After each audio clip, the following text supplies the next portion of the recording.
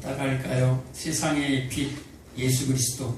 세상의 빛 예수 그리스도. 세상의 빛 예수 그리스도. 세상의 빛 예수 그리스도. 7장과 요한복음 7장과 8장은 계속해서 초막절 안에 있습니다.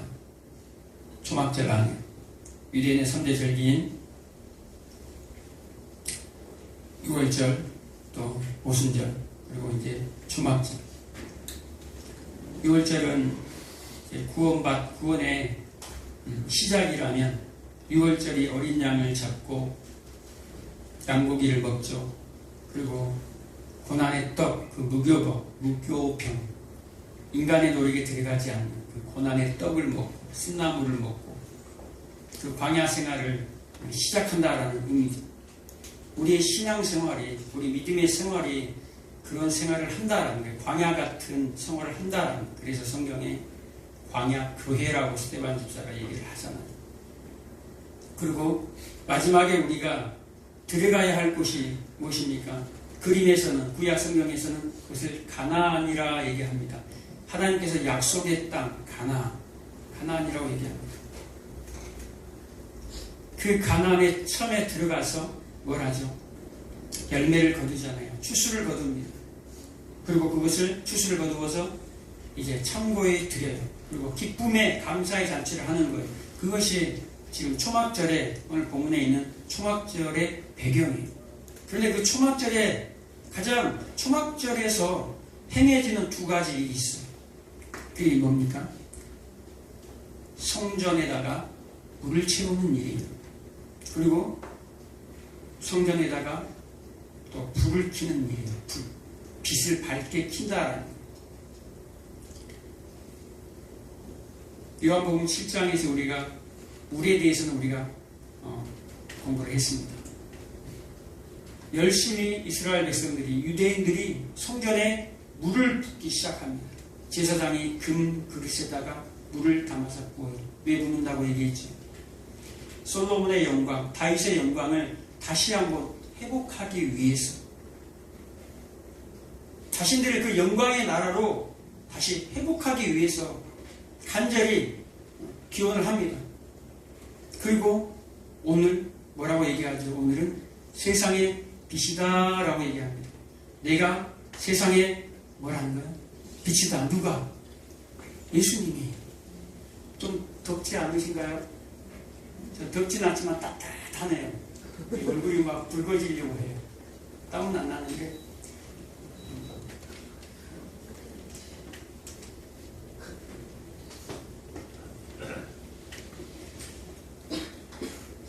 (7장에서는) 물을 붓고 있는 그들에게 너희들이 찾는 진정한 그 물의 실체가 나야 하고 명절 끝날에 8일째 되는 날, 다시 이제 송해가 시작되는 날이죠. 8일째. 안식 후 첫날, 주일을 의미하는데요. 그 당시에는 토요일 날이 안식일이었기 때문에 안식일부터 시작을 하죠. 그리고 한 바퀴가 돌아서 이제 다시 8일째가 되기 시작합니다. 그 8일째, 명절 끝날 8일째 주님이 그 물 앞에 나타나서 내가 물이야, 나를 마셔. 영원한 생명 수가 나야 라고 얘기합니다. 그리고 오늘 본문에서는 이제 빛이다 라고 얘기합니다. 그리고 그 사이에 뭐가 있었죠? 간음하는 여인이 있었어요. 은행 중에 현장에서 잡힌 간음한 여인이 있었다라는 거예요. 7장 52절에서 오늘 8장 12절로 가야지 이게 맞아요. 그 사이에는 뭐가 있죠? 7장 53절에서 11절까지는 가로가 있어요. 가로가. 어떤 본문에는 이게, 어떤 사본에는 이게 빠져 있어요. 근데 성경에 왜 간음한 여인을 여기다 이 사이에다가 넣었을까라는 거예요. 왜 요한은 이 사이에다가 이 간음한 여인을 기억했을까라는 거예요. 갑자기 간음한 여인이 세상의 물, 세상의 빛, 생명의 물, 생명의 빛 앞에 그 사이에 뭐가 있습니까? 가늠한 여인이 있다라는 거예요. 이 가늠한 여인이 민수기 5장에 이 가늠한 여인이 그림이 오늘 이 8장 1절에서 11절까지의 가늠한 여인의 예수님이 흙에다가 글씨로 쓰는 그것을 그림으로 나타내는 거예요. 민수기 5장에 아내가 음행을 했는데 흔적이 없어요. 증거를 못 찾았어요. 그러면 이 남편이 의심을 합니다. 그리고 그 여인을, 아내를 제사장에게로 데리고 가죠. 그리고 제사장은 거룩한 물을 대야에 담습니다. 그릇에 거룩한 물, 그리고 거기다가 성전 바닥에서 티끌을 그 물에다가 담아요. 거룩한 물과 티끌이 섞여서 쓴물이 됩니다. 그 쓴물, 고난의 물, 고통의 물이 돼요. 그 물을 그 여인에게 마시게 합니다. 음행을 했는지 안 했는지 모르니까 마시게 합니다. 마시게 하고 나서 결과로 판별을 하는 거예요. 결과가 배가 불러오고 넓적다리가 마르기 시작하면 이 여인은 가늠한 걸로 간주합니다. 그래서 죄인으로 드러나서 돌로 쳐 죽인다라는 거예요. 이 그림이 그대로 요한복음 8장에 지금 나와 있는 거예요. 이 가늠한, 음행 중에 잡힌 가늠한 여인을 누가 데리고 옵니까? 율법을 아주 잘 지키는, 절기를 지금 잘 지키고 있어요. 지금 초막절에 예수님 앞으로 끌고 옵니다. 무엇을 근거로 끌고 옵니까? 잘 들으셔야 돼요. 무엇을 근거로 끌고 옵니까? 율법을 근거로 해서 끌고 와요. 이들에게 율법은 뭡니까? 빛이에요. 빛. 오늘 빛 얘기할 거예요. 이들에게 율법은, 유대인들에게 율법은 빛이에요. 왜 빛입니까? 이 율법을 언제 받았습니까? 출애굽 때에 광야에서 출애굽해서 광야에서 시내산 밑에서 율법을 받았어요. 모세가 시내산으로 올라가는데 그 시내산에가 뭐가 있습니까? 불기둥과 구름기둥. 이건 하나예요. 하나. 한 기둥에서 불과 구름이 같이 있는 거예요. 그래서 하나님은 빛이시다라는 말 있죠. 하나님은 빛이고 불이에요. 이 너무너무 시내산에서 나오는 그 불기둥이 너무너무 뜨거워서 죄된 백성들이 가지를 못해요. 가까이. 그리고 모세 혼자 올라가는데요. 모세가 어디로 올라간다고 얘기합니까? 시내산으로 올라가는데 흑암으로 올라간다라고 얘기합니다. 흑암 중에 여호와께로 올라간다라고 얘기합니다. 왜 흑암 중입니까? 구름이 가득 차 있어요. 왜요? 빛을 보면, 그 불을 보면 죄된 백성들이 다 소멸해버리기 때문에, 죽기 때문에 그 불같은 타오르는 불이 있는데도 불구하고 그것을 하나님이 구름으로 가려버린다라는 거예요. 그 불 가운데서 뭘 받아갖고 내려옵니까? 율법을 받아갖고 내려와요. 십계명을 받아갖고 내려와요. 그것을 갖다가 영광의 빛인 율법이라고 이들은 생각을 하고 있는 거예요. 율법은 뭐 하는 거죠, 원래? 율법은 구원의 도구입니까? 율법을 잘 지키면 구원을 받습니까? 아니에요. 율법은 사도 바울이 뭐라고 얘기합니까? 죄를 깨닫게 하는 것이다 라고 얘기합니다. 율법을 우리에게 들이대면 이거 죄인데. 율법을 들이대면 죄예요. 한 사람도 율법을 들이대면 빠져나갈 인생이 없어요. 그래서 율법은 죄를 깨닫게 해서 그 율법을 우리가 제하면 반드시 우리의 죄가 드러나기 때문에 예수님이 필요하다라는 도구란 말이에요. 뭐가? 율법이. 율법은 우리로 예수를 필요케 하는 도구예요. 그래서 이 유대인들이 율법을 지금 어디에다가 들이댑니까? 음행 중에 잡힌 가늠한 여인. 이 가늠한 여인은 우리 성도예요. 성도. 우리 교회란 말이에요. 교회. 이 하나의 이 대표예요. 대표. 이 여인이, 가늠한 여인이. 이 가늠한 여인 앞에 율법을 딱 들이대니까 이 여인이 꼼짝달싹 못합니다. 아무 소리도 못하고 예수님 앞에 있어요. 그런데 참수하는 자들은 율법을 가진 자들, 즉 자기들이 빛에 속했다고 생각하는 자들, 말씀을 갖고 있다는 그 자들, 말씀의 지식이 풍성하는 그들이 지금 말씀을 빗대어 죄인들에게 지금 되는 거예요. 너 이러면 안 되잖아. 이러면 죄야. 선생이요, 당신은 어떻게 하실 겁니까? 라고 지금 얘기하는 거예요. 그런데 그 예수님이 뭐라고 얘기합니까? 민수기 5장에 나온 것 똑같은 것처럼 예수님이 뭡니까? 지금까지 뭐라고 얘기했습니까? 7장에서 내가 생명의 물이다 라고 얘기합니다. 내가 주는 물은 영생을 주는 물이야 라는 거예요. 거룩한 물이다 라는 말이에요. 민수기 5장의 그 거룩한 물이 누구예요?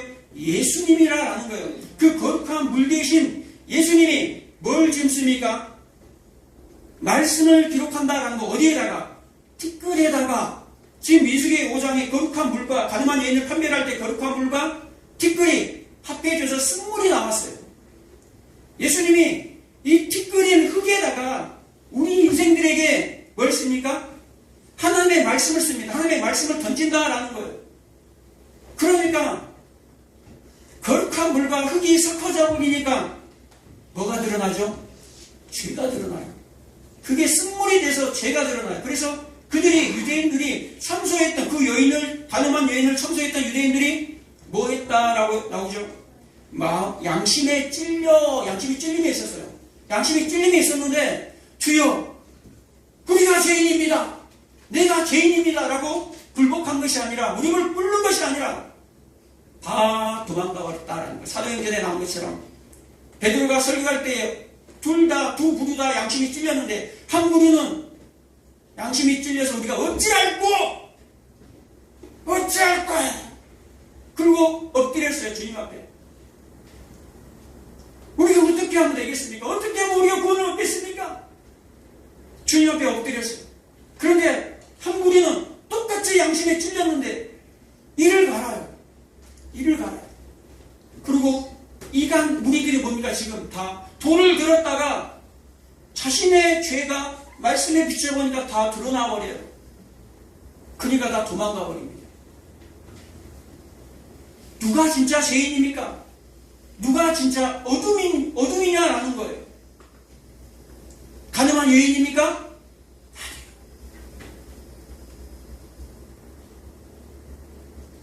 모든 인생들이다라는 거예요. 돌을 들었던 하나님을 믿는다고 하는 모든 인생들이 다 도망가 버려요. 자존심 때문에. 자존심 때문에. 그리고 감히 우리가 빛인데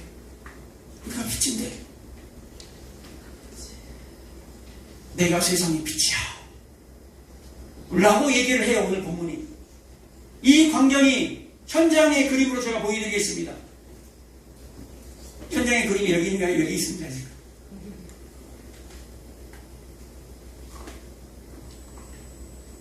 이 초막절 마지막 날 뭐랍니까? 또 초막절 기간에 물을 붓기도 하지만 또 한 가지 한다고 그랬죠.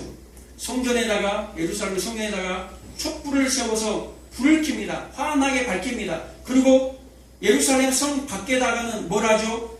큰 기둥을 세워요. 기둥. 몇십 미터 되는 기둥들을 세워요. 그리고 거기다가 대형 촛불을 환하게 밝힙니다. 그건 뭡니까? 그냥 횃불이죠. 대형 횃불. 불을 크게 밝힌다라는 거예요. 그리고 그 밑에서 뭘 하죠? 춤을 춰요. 누가? 유대인들이 뭐 하기 위해서? 하나님 감사합니다. 초막절을 기억하는 거죠. 추수해서 곡식을 창고에 들여서 하나님 이렇게 풍성한 수확을 주신 하나님 감사합니다 라고 감사하는 거예요. 근데 이 초막절은 단순히 이 감사하는 절기가 아니에요. 성경에 이 땅의 풍요함을 기록해 놓은 것은요, 이 땅의 잠깐의 풍요를 위해서 성경에 기록하지 않습니다.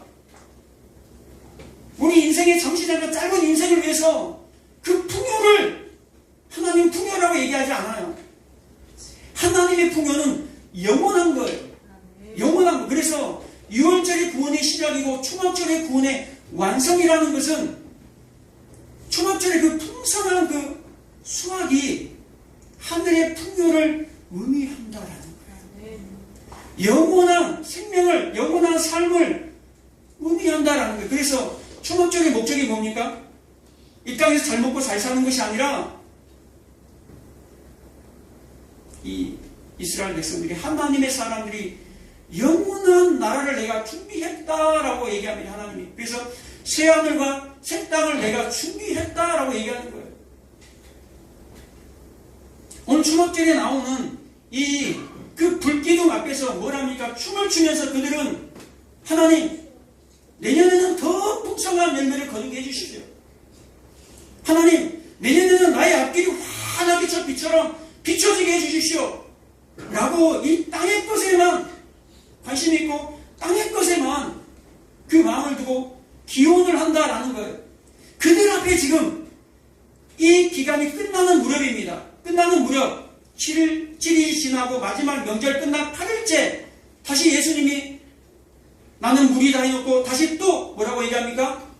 나는 세상의 빛이야. 나는 불이야 라고 얘기합니다. 불이야. 나는 세상의 빛이야.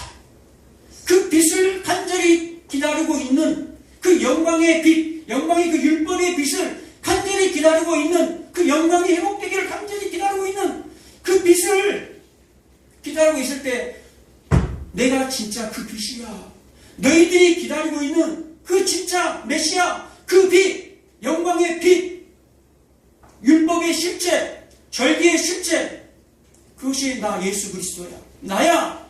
라고 하는데 그들이 봅니까? 못 봅니까? 못 봐요. 요한복음 1장 5절에 참빛이 세상에 왔지만 그들이 깨닫지 못했다라고 얘기합니다. 깨닫지 못했다라는 말은요, 대들어서 이겨버린다라는 뜻을 갖고 있어요. 그냥 깨닫지 못하는 것이 아니라 빛이 오는데 자기들한테 걸리셔버려요. 그래서 그 빛을 죽여버린다는 뜻을 갖고 있다라는 말이에요. 이스라엘 백성들이 이 물과 불, 이 물과 빛, 이것을 무엇을 상징합니까? 이스라엘 백성들이 출애굽할 때에 불기둥과 구름기둥을 자기들이 생각해서 그런 대형 촛대를 만든 거예요. 물을 붓는 거예요. 하나님께서 홍해로 이스라엘 백성들을 이제 홍해를 건너게 하고 가나안까지 가게 합니다. 그런데 하나님께서 이스라엘 백성들을 출애굽에서 홍해를 건너고 가나안 땅까지 가게 하는데 누가 이 일을 하냐라는 거예요. 누가? 구름기둥과 불기둥이 합니다. 물기둥과 불기둥이, 그 빛의 기둥이 이 일을 한다라는 거예요. 성경에, 이 구약 성경에 이 여호와의 사자라는 말이 34번 나와요. 구름기둥, 불기둥, 이것이 뭐라고 얘기하니까 성경에 출애굽기 14장 19절 이하에 보면 여호와의 사자다라고 얘기합니다. 하나님의 백성들이 출애굽합니다. 뒤에는 지금 애굽 군대가 지금 600명의 전사들이 특공대가 따라와요. 마차를 타고 전차를 타고 그리고 홍해를 만났습니다. 홍해를 만나고 뒤에는 지금 애굽의 군대들이 이스라엘 백성들을 죽이려고 따라옵니다. 그런데요, 이쪽 진과 저쪽 진 사이에 뭐가 있습니까? 불기둥과 구름기둥이 있어요. 그것을 성경에 여호와의 사자가 뒤로 물러났다라고 표현을 합니다. 그분이 바로 누굽니까? 빛 대신 예수 그리스도라는 거예요. 신약 성경의 말씀이 육신의 요한복음 1장에 처음으로 나온 게 아니에요. 그것은 육신에 대해서 진짜 인간으로 나타나신 분이고, 구약 성경에는 형상으로 현현한 이 예수 그리스도가 굉장히 많이 나와요. 구름기둥이, 불기둥이 누구 뒤로? 이스라엘 백성들 뒤로 물러납니다. 그리고 이스라엘 진영은 환하게 빛을 비춥니다. 그리고 애굽의 군대는 어둠 때문에 올 수가 없어요. 누구 곁으로? 빛이 있는 이스라엘 진영으로 올 수가 없다라는 거예요. 누가 지키고 있기 때문에? 여호와의 사자인 빛 대신 그리스도가 지키고 있기 때문에. 그런데 그 홍해 앞에서 굉장한 일이 벌어집니다. 홍해가 어떻게 갈라집니까? 하나님의 영이 임하고 동풍이 불어서 그 땅을 마르게 만들어버립니다. 구름기둥이 있어요. 빛 대신 구름기둥이 있고 물이 있습니다. 그리고 홍해, 바다 물이죠. 수면이. 그리고 바람이 있어요. 루아크. 하나님의 영이라는 뜻이에요. 바람. 동풍이 불어서 밤새 동풍이 불어서 그것이 뭐하게 되니까 갈라집니다. 갈라져요. 이걸 뭐라고 얘기합니까? 창조. 홍해를 갖다가 여러분 뭐라고 얘기합니까? 새로운 창조라고 얘기합니다. 이스라엘 백성들이 홍해로 지나갑니다. 애굽에서 바라볼 때는 이스라엘 백성들이 뭐하러 갑니까? 홍해 바다로 지금 빠져 죽으러 가는 거예요. 죽으러 가요. 그런데 가나안에서 바라볼 때는 이스라엘 백성들이 어떻게 합니까? 홍해에서 다시 새로운 백성으로 새롭게 태어난다라는 거예요. 이것을 신약성경에서 세례라고 해요. 세례. 죽었다가 다시 살아난 걸 세례라고 합니다. 이것을 새로운 창조, 새로운 탄생이라고 얘기하는 거예요. 이 모양이 똑같이 이 홍해, 출애굽 14장에 나오는 이 홍해의 모양이 똑같이 창세기 1장에 기록이 되어 있어요. 창세기 1장에 흑암과 혼돈과 공허, 거기에 수면 위에 하나님의 영이 운행하시느니라 라고 얘기합니다. 바다가 뭔가? 바다가 심판의 바다예요. 흑암, 공허, 심판이 지금 놓여있는데 그 위에 뭐가 있다라는 거예요? 하나님의 영인 성령이 그 위에 운행하신다라는 거예요. 그리고 빛이 있으라 하고 빛이 들어오니까 어둠을 나눴다라고 얘기합니다. 뭐 있다라는 거예요? 빛이 어둠을 갈라버렸다라는 거예요. 오늘 가늠한 여인에서 거룩한 물이, 거룩한 빛이 나오니까 의인이 하나님의 의로 덮어버린 의인과 죄인이 참수하는 자들 유대인과 같이 나눠져 버렸다라는 거예요. 뭐가 오니까? 빛이 임하니까 나누는 일이 벌어져요. 똑같이 창세기 1장과 출애굽기 14장의 홍해 사건이 천지창조의 사건과 이 홍해 이 사건이 똑같은 배경과 환경과 구조로 돼 있어요. 이걸 뭘 얘기합니까? 우리 죄인들의 혼돈과 공허함과 흑암 가운데 있는 우리 죄인들을 빛 대신 그분이 찾아오시는 사건이에요. 천지창조에서는 뭐합니까? 창세기 1장에서는 빛 대신 그분이 찾아오니까 뭐하죠? 갈라져 버려요. 쪼개져 버려요. 하늘 위의 궁창과 하늘 아래 궁창이 쪼개져 버려요. 나눠져 버린다는 거예요. 물과 묵이 드러나서 쪼개져 버려요. 나눠져 버려요.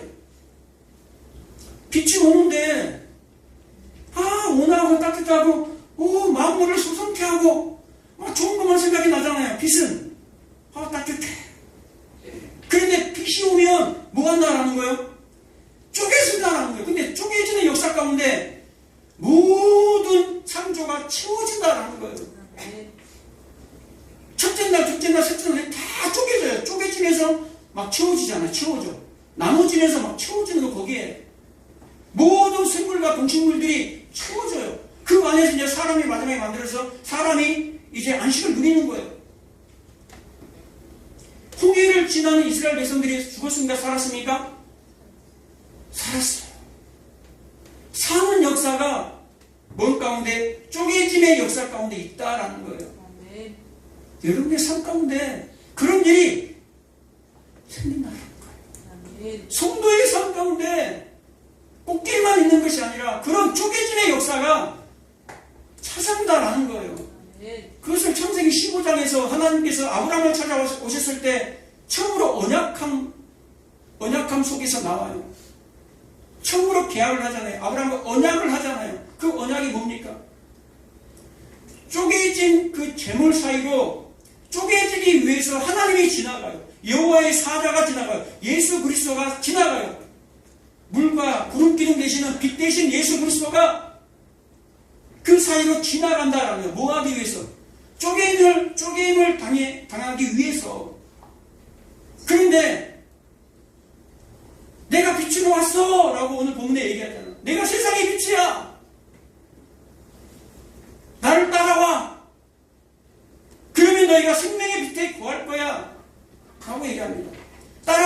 자들은 뭐합니까? 어둠에 구한다. 그냥 믿는 자가 아닌 머릿속으로 그냥 지적으로 그냥 믿는 자들이 아니라 율법만 가득 찬 자들이 아니다라는 거예요. 율법만 가득 차면, 성령 지식만 가득 차면 뭐합니까?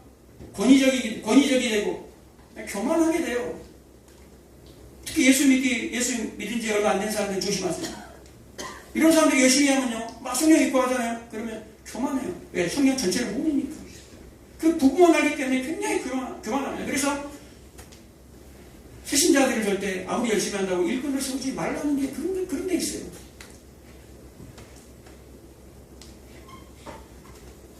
항상 성경은 우리를 높이 올라가라고 한 얘기하잖아요. 항상 내려와라.